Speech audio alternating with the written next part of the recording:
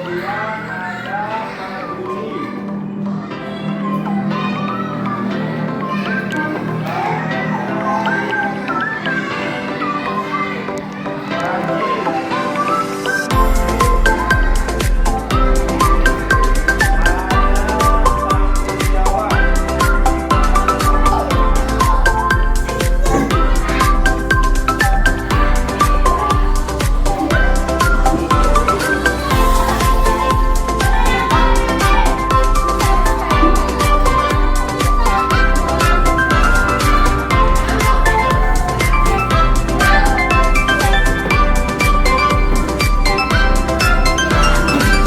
Bawahnya, bawahnya, bawahnya.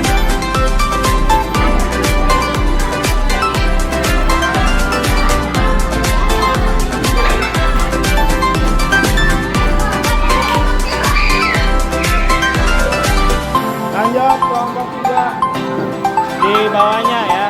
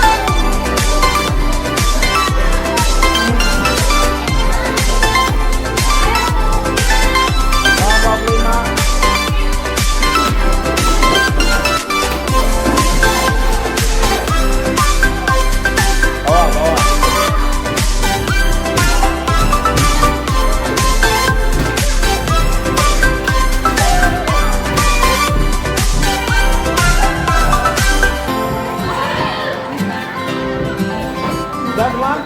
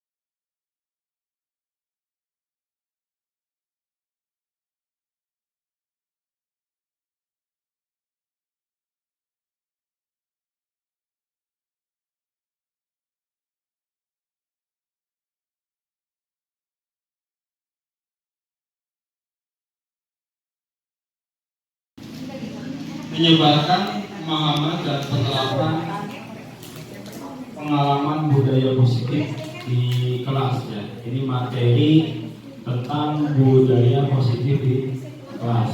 Nah ini Bapak Ibu mungkin mengenal paradigma baru ini ketika peralihan dari K13 ke kurikulum darurat waktu zaman COVID. Ya. Ini kan ada namanya pembelajaran dengan paradigma baru. Paradigma baru ini tetap ini asal mula terjadinya IKM atau kurikulum merdeka, munculnya profil pelajar Pancasila. Ini di sini akibat dari pembelajaran dengan paradigma baru.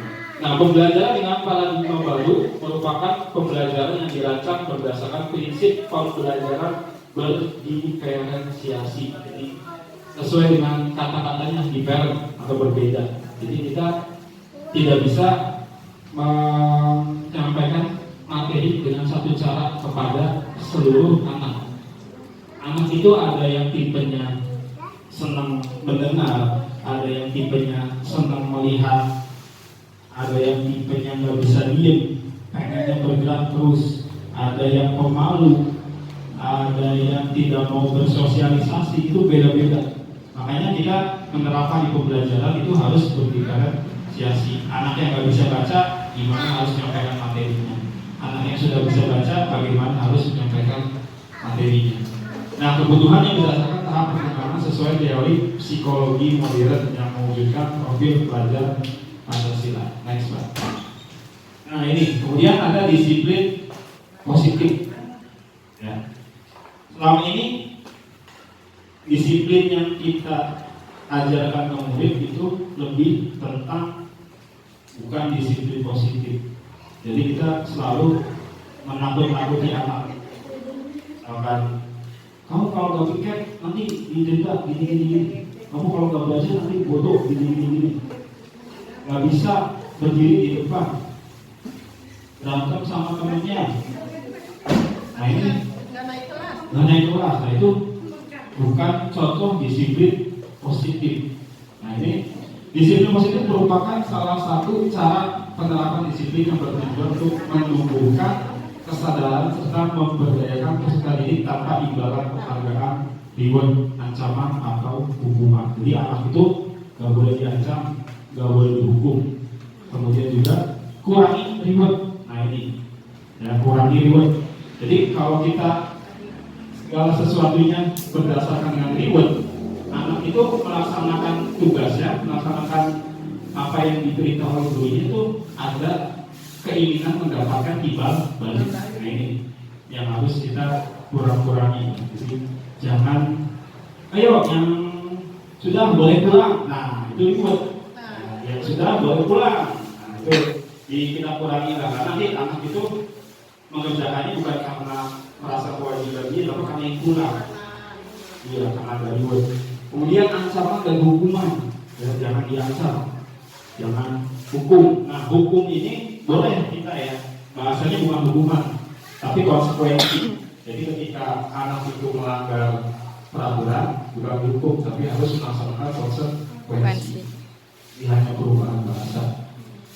Nah, sebagai pendidik, tujuan kita adalah menciptakan peserta didik yang memiliki disiplin diri sehingga mereka berperilaku mengacu kepada nilai-nilai kebajikan universal dan memiliki motivasi intrinsik dalam perubahan perilaku ke arah yang lebih baik. Jadi anak kalau diancam, anak kalau dihukum bukannya tambah benar.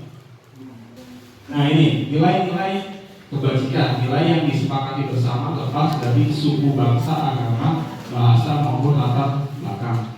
Nah ini contoh nilai kebajikan institusi atau organisasi. Profil pelajar Pancasila tadi yang dimensi-dimensi itu, kemudian ada IPO, Primary Years Program, PYP, toleransi, rasa hormat, integritas, mandiri, menghargai, antusias, empati, pengetahuan, kreativitas, kerjasama, percaya diri, dan komitmen. Nah ini harus diterapkan di anak, namanya nilai-nilai kebajikan. Kemudian juga ada life skill, dapat dipercaya, lurus hati, pendengar yang aktif, tidak merendahkan orang lain, dan memberikan yang terbaik bagi diri sendiri. Nah ini kita sering temui di SD, anak anak itu mudah sekali merendahkan temannya, entahkah itu karena anak itu yatim, anak itu piatu, atau background keluarganya itu suka banget anak-anak seperti itu. Nah ini jujur emang sulit untuk menghilangkan kebiasaan-kebiasaan seperti itu. Lanjut. Nah ini anak-anak dia melakukan kesalahan, melanggar peraturan itu biasanya karena 5 kebutuhan dasar ini tidak terpenuhi. Ya, 5 kebutuhan dasar, ada bertahan hidup, kasih sayang dan rasa diterima, penguasaan, kebebasan dan kesenangan. Nah, biasanya kalau anak bertahan hidup, contohnya gini, dia ditakalin sama temannya, ya, misalkan dipukul, mau nggak mau dia kan harus mempertahankan dirinya, ya, otomatis dia akan melawan. Nah dari perlawanan itu timbullah perkelahian. Nah, perkelahian itu boleh kita anggap sebagai aturan yang sudah dilanggar. Nah, mereka itu ada asal usulnya berbuat kesalahan itu pasti ada. Kemudian kasih sayang di rumah orang tuanya sibuk kerja, dia nggak ada yang ngurus, atau kadang juga tinggal sama neneknya, tinggal sama uangnya, tuh dia merasa kurang kasih sayang di rumah sehingga dampaknya ke sekolah. Nah tadi dia ingin belajar seperti ini, tapi kita kasih yang seperti itu. Anak merasa tidak bebas. Kita dikte terus ini tugas. Anak dari situ muncullah anak yang tidak mengerjakan tugas, anak yang jarang berangkat, anak yang kalau dikasih tahu nggak nurut. Itu muncul dari kebebasan yang merasa terkekang. Kemudian juga kesenangan. Nah ini anak suka lesu di kelas, ya. Karena tadi merasa pembelajarannya tidak menyenangkan. Itu aja. Masuk guru, kemarin belajar apa? Dah bapak yang ajar, nanya ke saya. Kan? Kemarin sampai mana? Nah itu masih suka terucap dari diri kita. Saya juga pernah seperti itu, Bu. Padahal udah, saya ngerti ilmunya, jangan bilang kayak gitu. Cuma ketika ya namanya manusia ya, moodnya itu kan berbeda-beda ya. Ada masalah di rumah, ada masalah di mana, datang ke sekolah, bawaannya malas belajar ya. Misalkan kemarin kemana? Halaman segini Pak. Nah itu kebiasaan-kebiasaan yang harus kita kurangi. Nah ini kesenangan. Perbanyak bermain humor, kemudian antusiasme dan tertawa.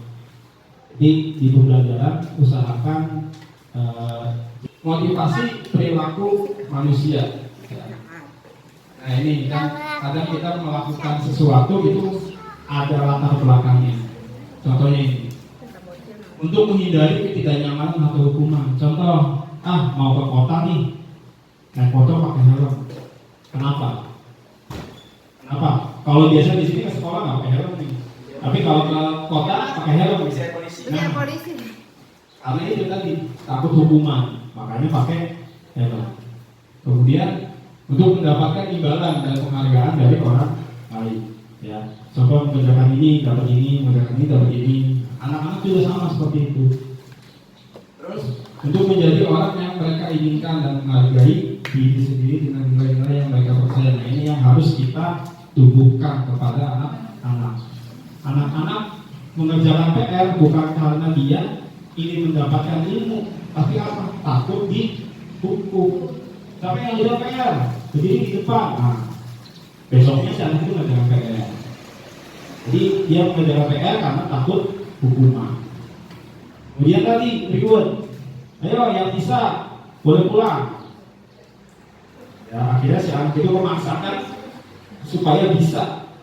Akhirnya anak itu bisa menjawab dan akhirnya pulang. Nah dia bisa menjawab itu bukan karena dia ingin, bukan karena dia mampu, tapi karena reward tadi. Saya kalau nggak jawab, saya nggak boleh pulang. Akhirnya dia memaksakan jawab karena ada tipe anak yang dia bisa tapi nggak mau. Dia ngerti disuruh maju nggak mau. Ada yang kayak gitu. Itu udah sifat bawaan, susah. Jangan dipaksa. Kita bisa lihat anak pintar anak enggak itu dari kebiasaan dia di kelas. Muncullah yang namanya pembelajaran berdiferensiasi. Jadi tidak semua pertanyaan harus dijawab masuk ke depan, nggak usah. Ya, kadang ada kita menjaga kepercayaan diri anak gitu. Jangan sampai kita paksa dia tidak nyaman. Ujung-ujungnya kalau dia sudah tidak nyaman, apapun yang kita ajarkan tidak akan masuk. Lanjut.